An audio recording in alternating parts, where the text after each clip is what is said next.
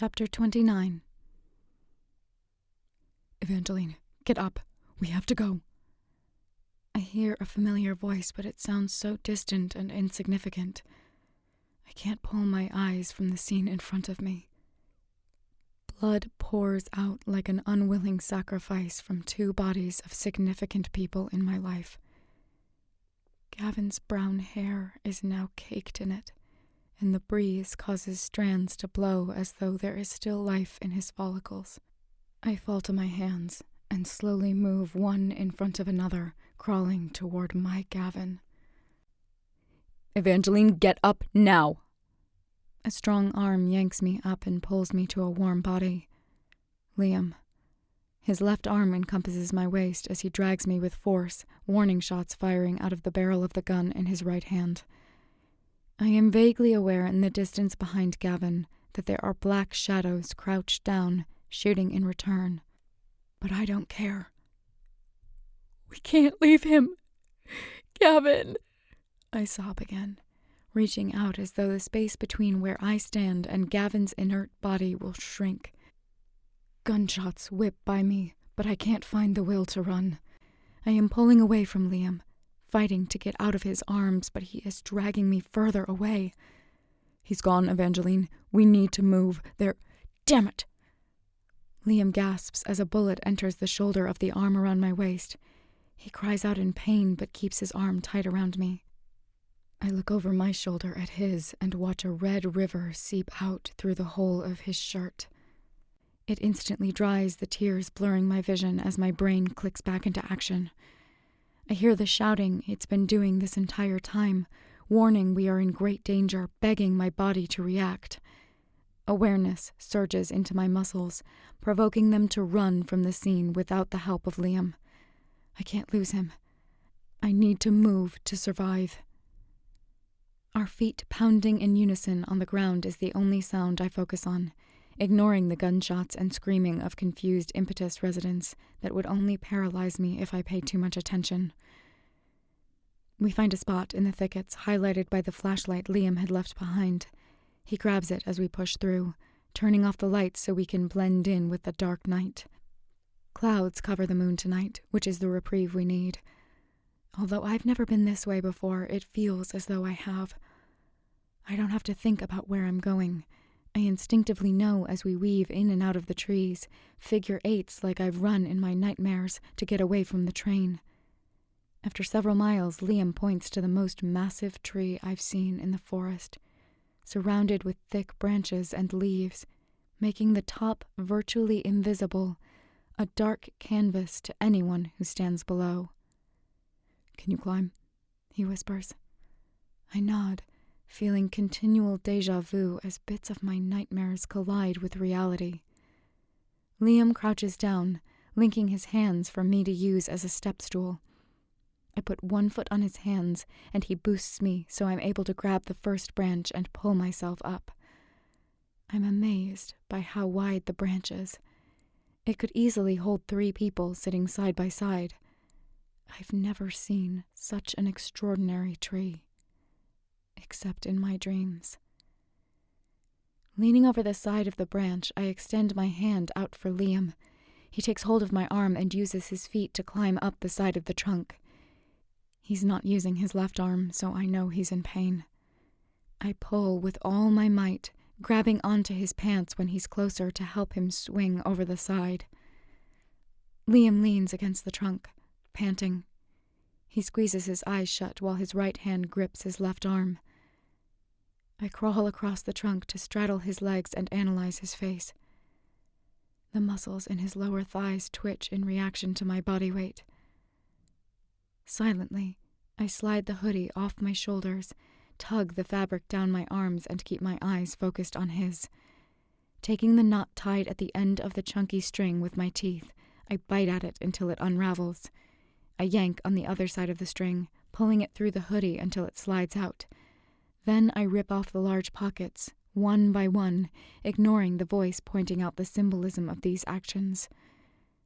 Yes, I'm helping Liam, but I'm also shredding the one piece of clothing used to visit Gavin, a garment no longer needed. I move closer on Liam until I can reach his shoulder. Taking the 2 pocket pieces, I press them against his bullet wound and wrap the string around the fabric, circling under his underarm and back around. When I tie it, Liam bites back a scream, blood appearing on his lips. I refrain from closing my eyes to stay focused, but I can't stand to know my actions are hurting him. Once I finish the double knot, I examine it intently to make sure the blood loss has stopped. It's a temporary solution until we can get back to rebirth.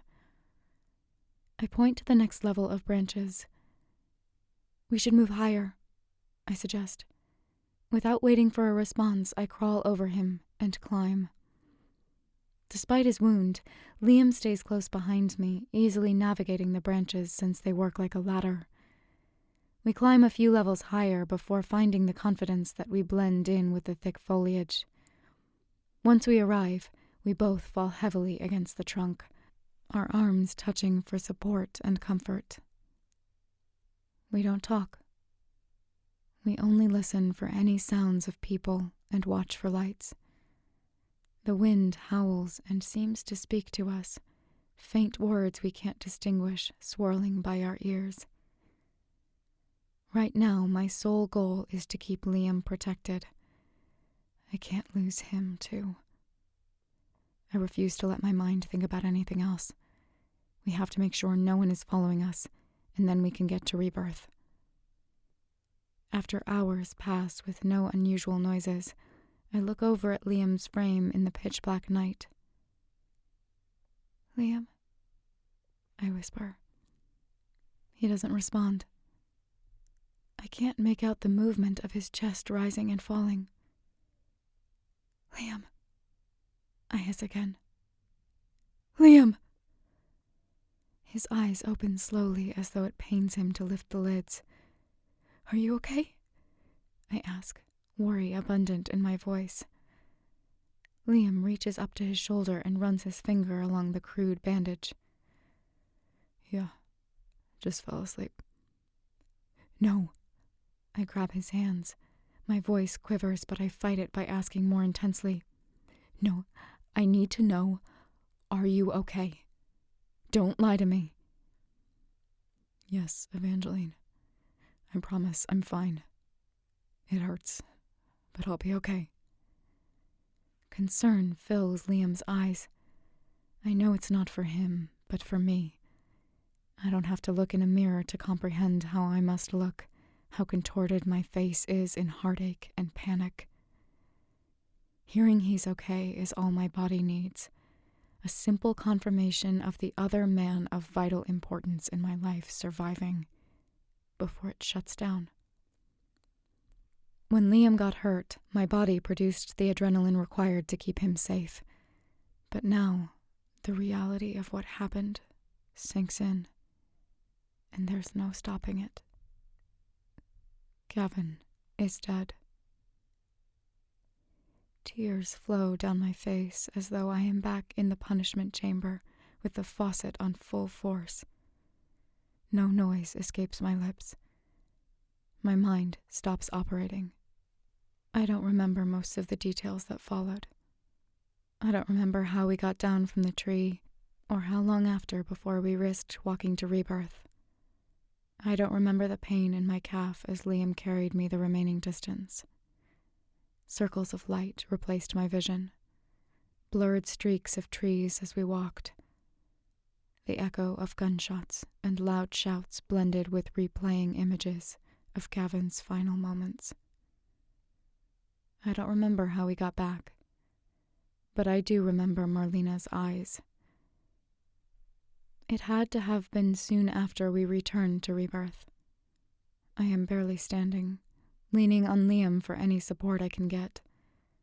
I watch Marlena run toward us. She stops. Her mouth forms words I can't hear. Liam nods. As though in slow motion, tears drip out of Marlena's sad eyes, down her cheek, brushing her lips before they sink into the ground. She gradually drops to her knees, just like Gavin did in his death. It seems like the most reasonable thing to do, so I gladly follow suit. My mind empties. I can't feel anything for Marlena. My heart plays one numb beat after another against my chest. But I remember her eyes and the amount of pain that shot through them. I didn't think it was possible to witness agony that great in someone who isn't being physically tortured. Slow motion. The world is moving so slowly. At some point, my eyes close because I can't take it anymore. For the following days, a form of death disguised as an unbearable life takes over my body.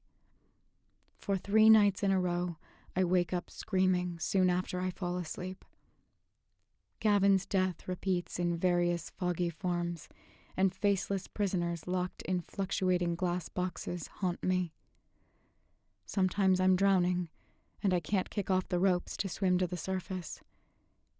Each time I have a nightmare, I wake to Liam holding me and wiping the tears from my eyes, silent until I fall asleep again.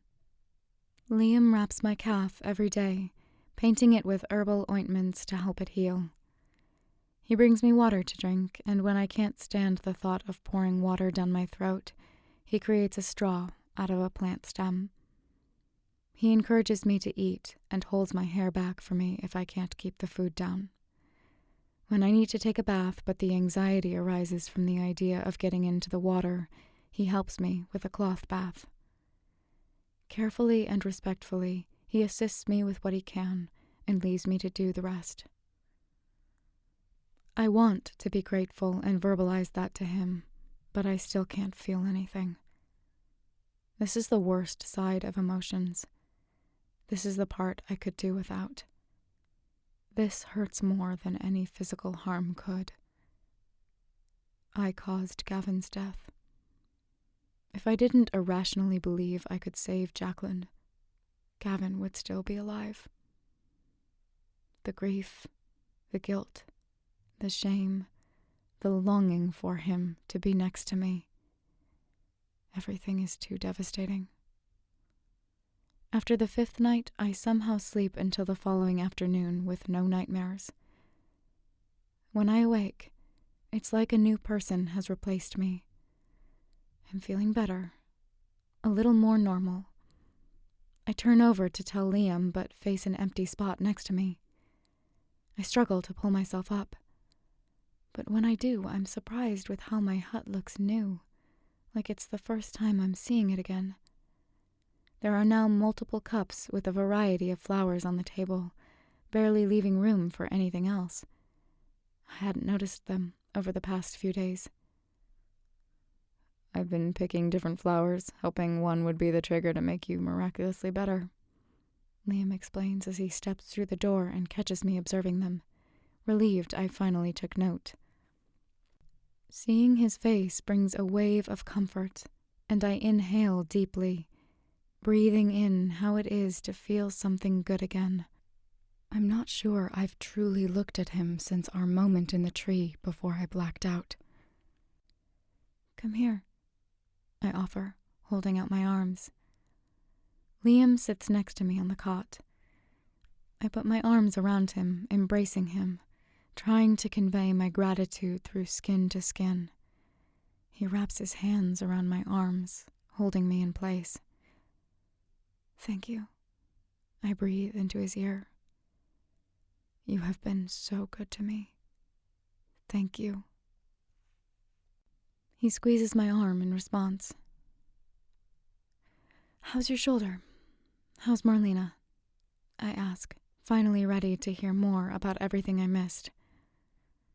My arm is fine.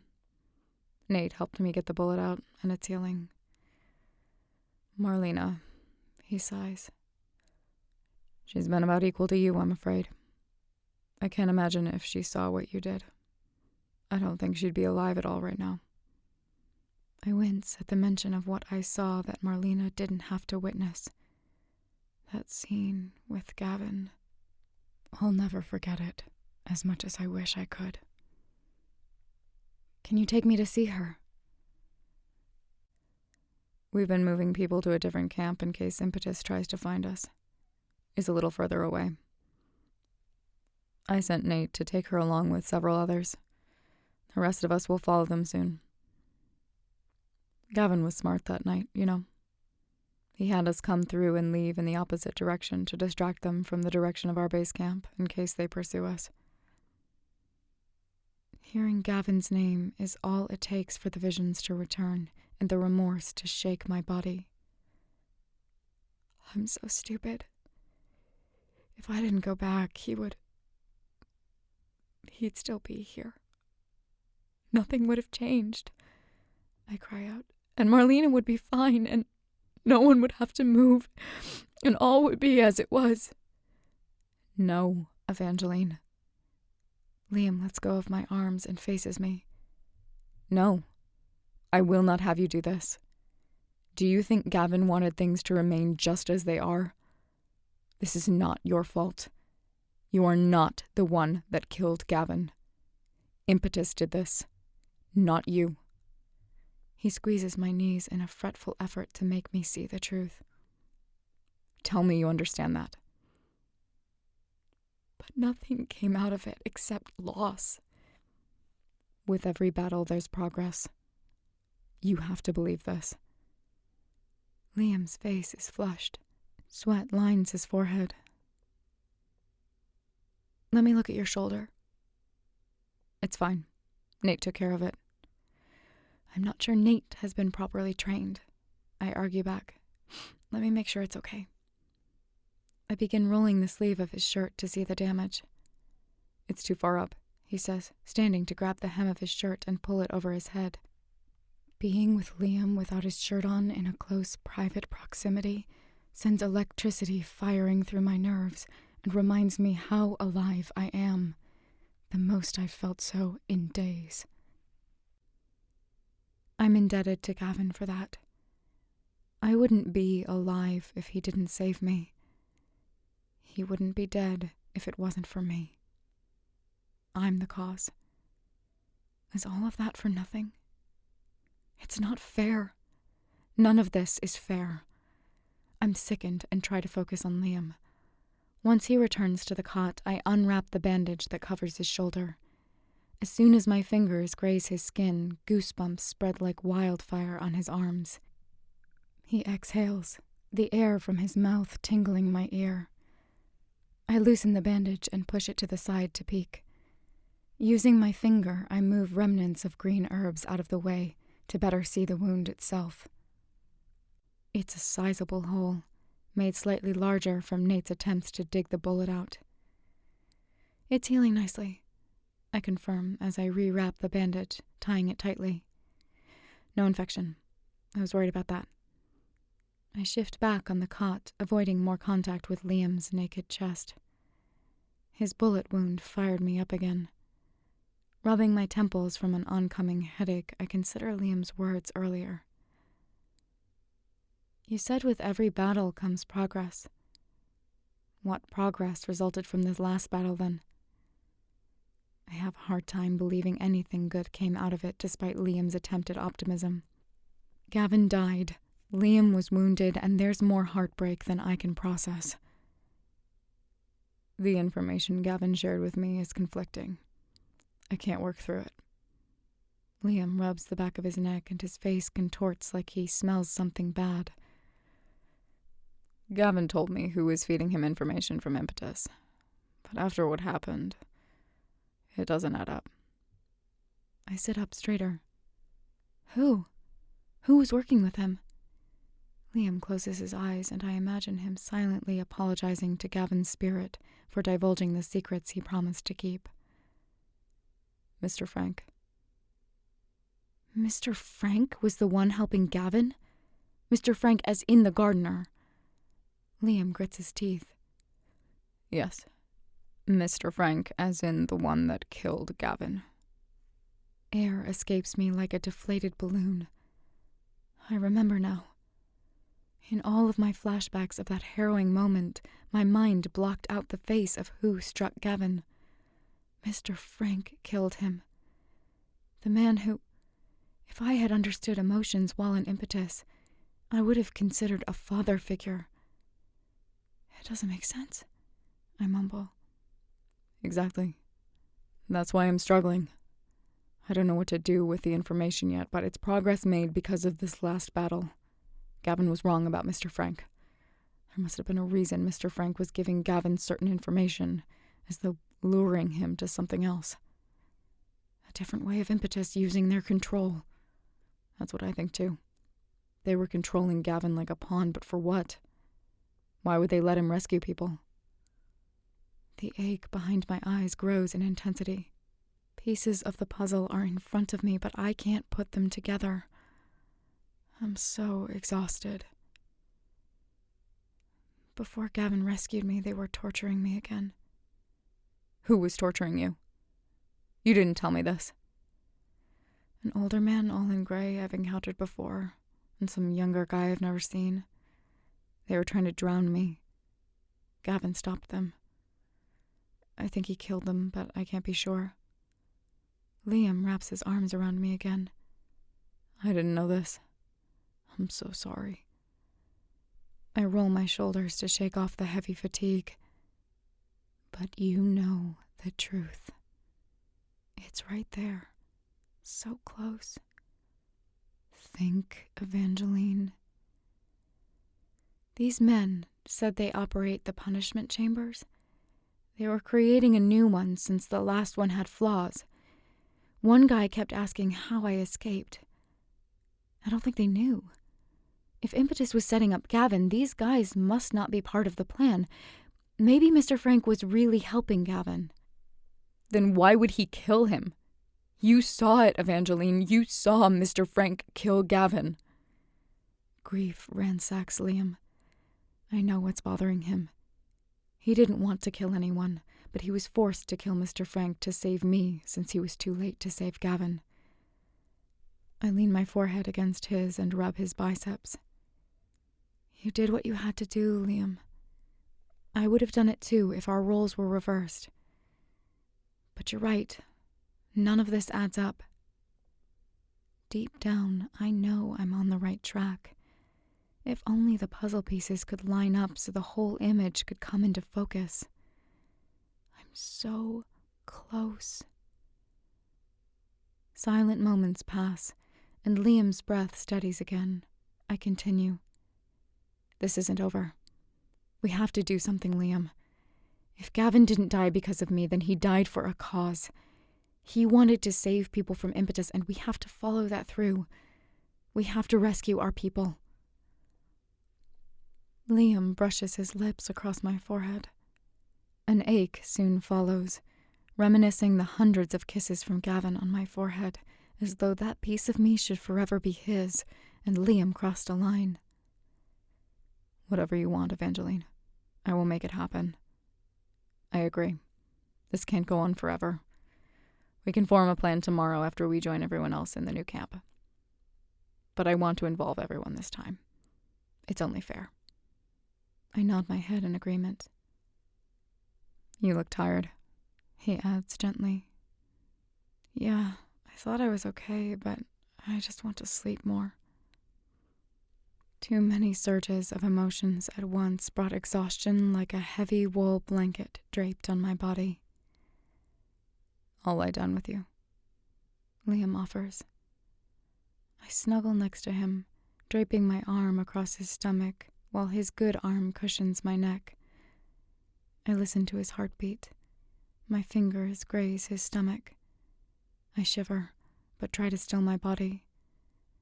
Soon his breathing deepens as he falls asleep. My mind doesn't shut down. It's too busy going haywire while forming a plan. In the middle of the night, I have another nightmare. Men in black infiltrate Rebirth. They stab syringes in the necks of everyone. The ache in my throat is brief. My body grows heavy like I'm made of steel. Liam darts in my hut, but a man follows, grabs his arms, and the long needle stabs his neck too. I cry out. I try to stop them. I reach my hand out, but the next thing I know, I'm falling backward. Falling into sheer darkness.